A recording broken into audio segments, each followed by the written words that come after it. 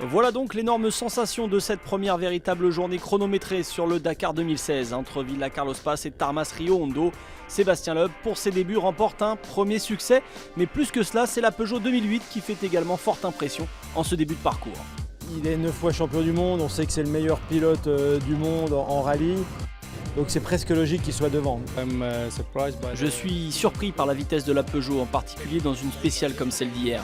Sur une étape typée WRC, elle était vraiment rapide. Normalement, on devrait être capable de gagner 5 à 8 minutes sur une étape pareille pour se donner un avantage, car nous savons qu'ils seront rapides dans le désert. Il est clair qu'ils ont beaucoup travaillé l'année dernière et leur voiture est très rapide. La météo continue de faire des siennes sur ce Dakar 2016 encore une fois. La spéciale a été raccourcie aujourd'hui, un peu moins de 200 km. Une étape nerveuse entre Termas Rio Hondo et Jujuy. Sébastien Loeb ouvrait la route en auto et Sébastien Loeb s'est imposé encore sur ce Dakar et de 2 pour le leader du général. En 2 roues, Johan Barré-Dabort, arrivé premier, écope d'une pénalité d'1 minute et perd son succès au profit de Kevin Benavides. Zvitko est nouveau leader au général.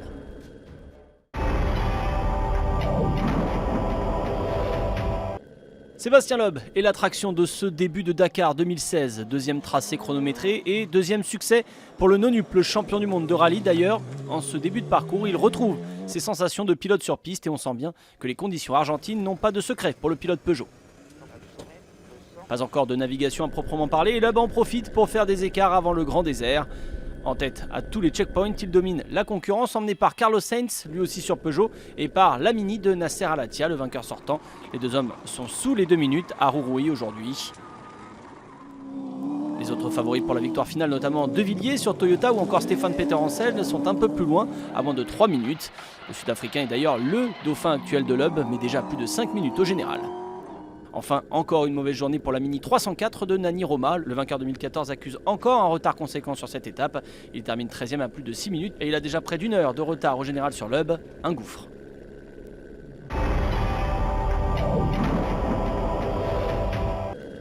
Peu d'écart en moto donc à l'arrivée aujourd'hui de cette 3e étape nerveuse et courte. Les quelques 200 km ont été avalés en 2h30 environ par Johan Barré-Dabort. Malheureusement pour le pilote espagnol, il est déclassé quelques heures après au profit du surprenant argentin Kevin Benavides. Sur ces terres, le pilote Honda continue de surprendre et remporte un premier succès sur le Dakar. Il est désormais 2e du général derrière le Slovaque Stefan Zvitko à un peu plus de 30 secondes. Honda rate le triplé malgré la 2e place aujourd'hui du Portugais Gonçalves. Zvitko, on y revient, et Faria, qui ont écopé chacun d'1 minute de pénalité hier pour cause de vitesse excessive sur la liaison, ont connu des fortunes diverses aujourd'hui. Zvitko termine 4e à moins d'1 minute et s'empare de la tête du général. Le Portugais en revanche lui concède 6 minutes au vainqueur du jour et pointe désormais à la 8e place. Enfin, il ne faisait pas bon ouvrir la route aujourd'hui. Toby Price, l'Australien sur KTM, termine à plus de 8 minutes mais reste dans le top 10.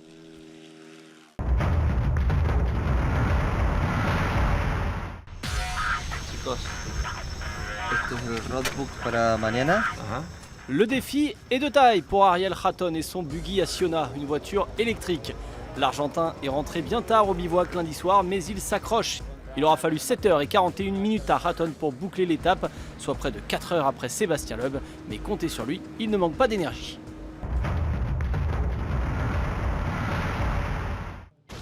Sébastien Loeb aime ce début de Dakar, 2e succès pour le novice et des écarts déjà conséquents au général. Sur les 200 km du jour, personne n'a terminé dans la même minute que le pilote Peugeot. D'ailleurs au général, Loeb prend un peu de champ avec plus de 5 minutes sur son premier poursuivant, Giniel De Villiers. Mais une chose est sûre, Mini, Toyota et Peugeot trustent les premières places. Pas de grosse surprise donc aujourd'hui en moto et moins d'1 minute entre les différents protagonistes en haut du classement. Barré-Dabort, un temps vainqueur, a donc été déclassé et pas de triplé pour Honda. Pour ses débuts sur le Dakar, a signalé la belle performance d'Antoine Méo, officiel KTM, qui prend la 3e place mais reste à près de 8 minutes au général. Voilà déjà les premiers sommets de ce Dakar 2016. 3500 mètres d'altitude moyenne pour cette première étape marathon. 429 km de spécial pour tout le monde au menu sur une alternance de terrain caillouteux et sablonneux. Mais surtout, il s'agit de la première partie de la dite étape marathon avec parc fermé à l'issue de celle-ci pour les véhicules et donc pour les concurrents.